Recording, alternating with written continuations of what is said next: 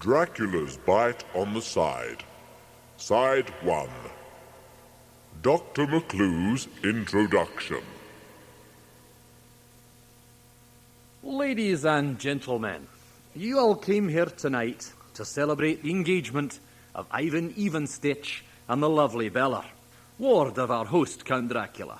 But, sadly, we were unable to go ahead with the proposed dinner due to the puzzling absence of the bride-to-be. I am a stranger in your midst, and have reason to be grateful for your hospitality. I was on my way to a seminar in the capital massacre, but my carriage broke down in the snowstorm.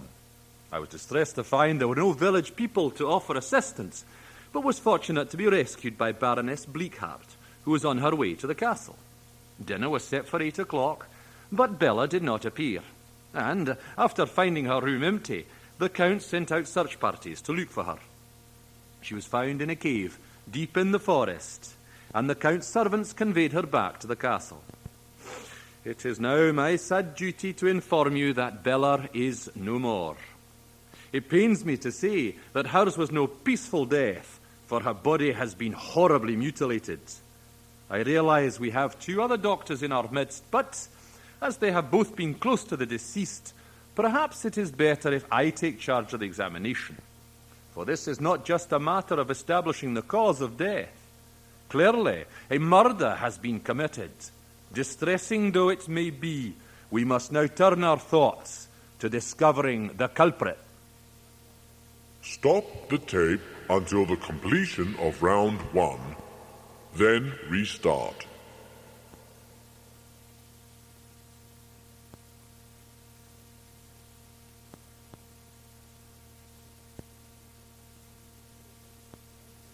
So, without wishing to offend our host, Count Dracula, I have to say that life in Killamoth is not as straightforward as it seems.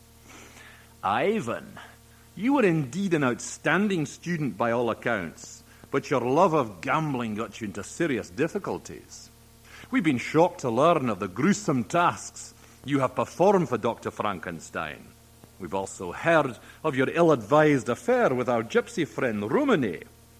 Can we believe that you ended this liaison when you became engaged to dear sweet Bella? And we have learned of your boast at the Cave Inn that you were marrying Bella for her money, intending later to abandon her. Did the poor girl really believe your denial of this, or did you have a fatal quarrel? And Romany, I'm sure we can all understand your fascination with young Ivan here.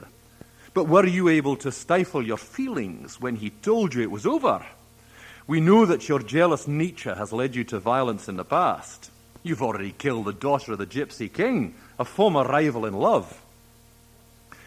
Dr. Frankenstein, it pains me to hear how a member of my own profession has behaved in such a disgraceful manner.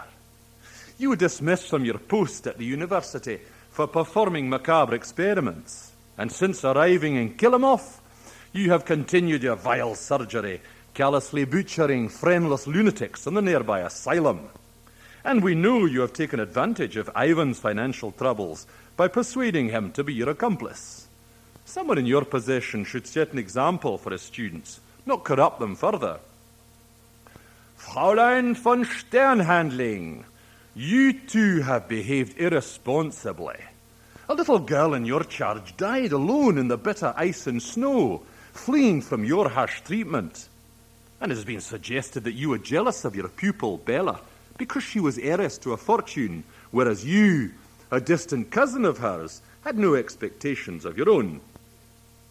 Herr Munster, you also are in a position of respect, but you have reached that position by corrupt means, accepting money from Count Dracula to bribe the villagers and secure your repeated election as mayor. What a sorry affair. And it seems you harbored lustful thoughts about Count Dracula's young ward. You, sir, have little to be proud of. Cleaner kitchen sink. You have been hiding a thing or two. You were aware of Count Dracula's vampire existence and helped him to keep that secret by collecting his medicine from Dr. Frankenstein in return for hush money. And why have you concealed the fact that you knew all along where your husband was? Surely his criminal activities need not reflect badly on you. Unless, of course, you know rather more about this than we have discovered. Baroness Bleakheart, it is not my wish to pry into a lady's romantic affairs, but if you did indeed provoke your husband's fatal riding accident because you were jealous of his young mistress, such matters must be examined. Count Dracula, your former sweetheart, has refused to return your affection. Did you resent his love for Bella? And does your interest in Dr. Frankenstein's youth elixir have any bearing on her death?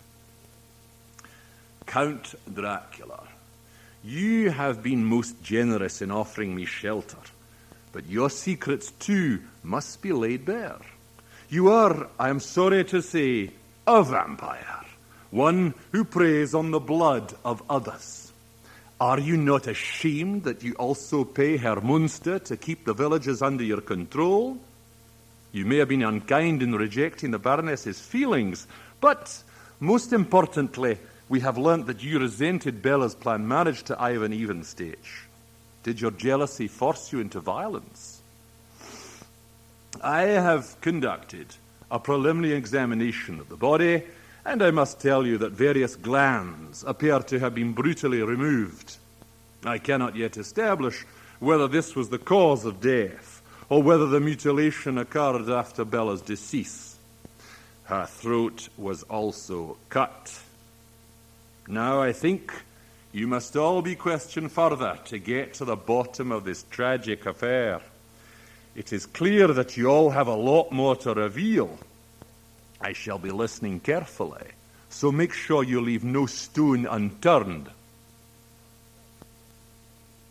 Stop the tape until the completion of round 2. Then turn the tape over and continue.